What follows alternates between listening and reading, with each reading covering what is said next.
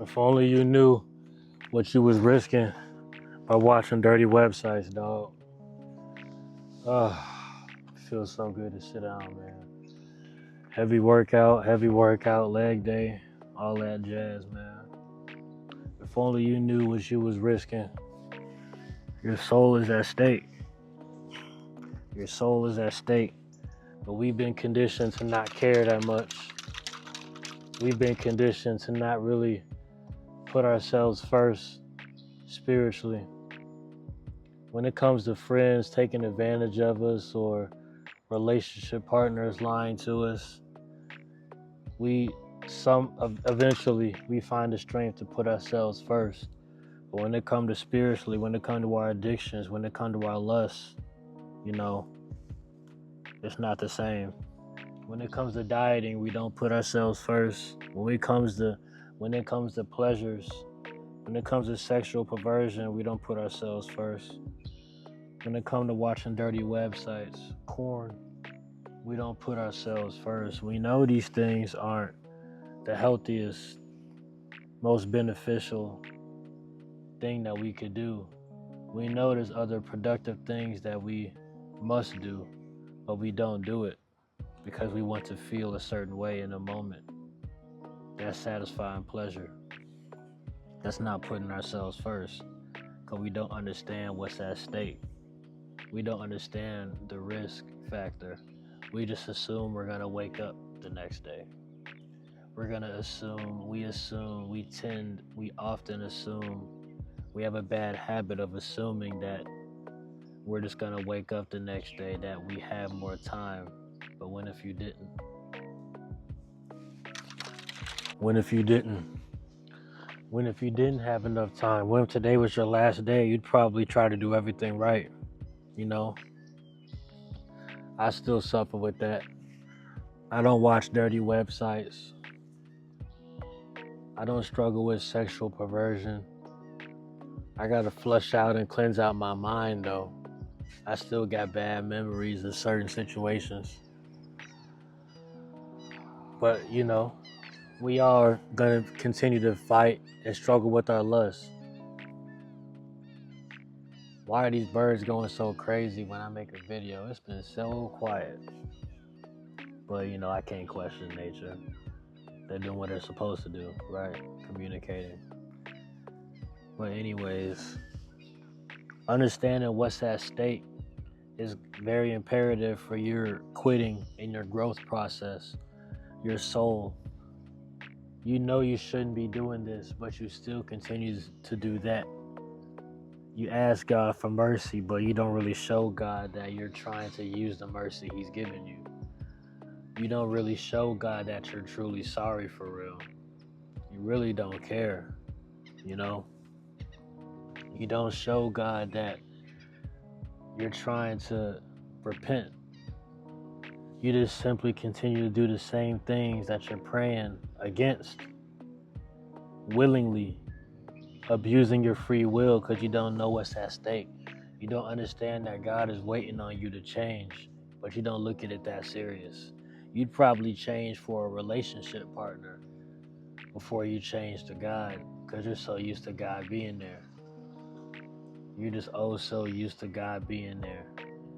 You're used to having faith of what you don't see, hope.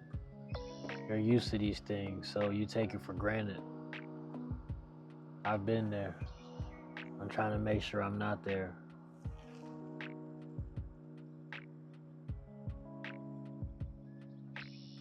And oftentimes we can feel jaded. We feel so used to the mundane. We feel so used to suffering and falling short that we don't really care anymore. You know, we don't really take it that serious anymore. And it's sad because we don't understand the detriment that our body's going through. We don't understand how dark our soul is getting. We don't understand these things. We don't understand what's at stake. We're not looking at the bigger picture. We're so focused on our trying to gain financial success in Babylon. We probably care more about that, but we're also not putting in the work that needs to be done. How are you going to gain financial success if you're not showing yourself trustworthy to God and other things? You can't save $10. How can you save $100? You can't save $100. Why would God trust you with $1,000,000? You feel me? These are questions I ask myself. These are things that I've battled, overcame, fell short, overcame, fell short, constant times again, you know. But understand that what's at stake is imperative for your growth process because you have something to fight for. You have something to fight for. A lot of our problems is our why isn't strong enough. We don't know what we're fighting for. We know we don't want to feel this way, and that could work for some, but others need more than that. I needed more than that. I had to understand that for me to attain the life that I desire, that I simply can't just do these things that I'm doing right now. What am I doing right now that's going to propel me into getting the life that I want? You gotta go hard, man. From the words of Steph is cold. You gotta go hard. And I wasn't going hard. I was going hard in another area. Pause. I just wasn't doing what needed to be done.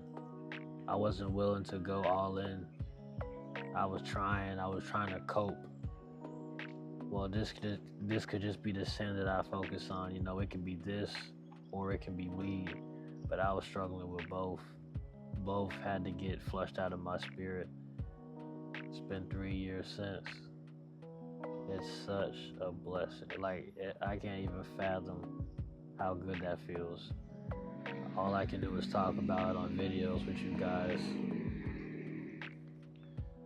I know I'm talking low. I'm mad tired. I ain't got the energy. I'm in like a flow state with this video right now. But overall, man, you have to understand like what you're losing, bro. Side of yourself. You don't want to be that guy that had the potential but didn't get to it because you couldn't stop watching dirty websites. That's sickening, and that's like a truth you won't even tell people, so people will just be looking at you wondering why, and you'll be like, man, it just wasn't me. It was you. It could have been you. That could have been the version of you God wanted you to be, but never became that because you was stuck in your lust.